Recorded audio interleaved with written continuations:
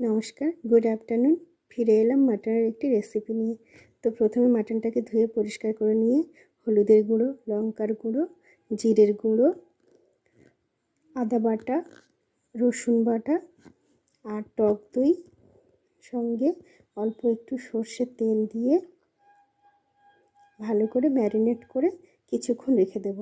ফিরে এলাম কিছুক্ষণ পরে। এবার কড়াইতে তেল দিয়ে তেলটা গরম হলে আলুটা ভেজে নেব।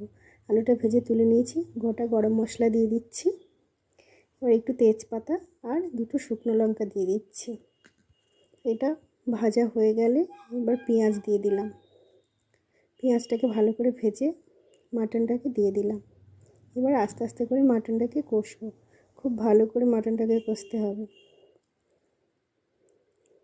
আস্তে আস্তে করে কম আঁচে মাটনটাকে ভালো করে কষতে থাকবো।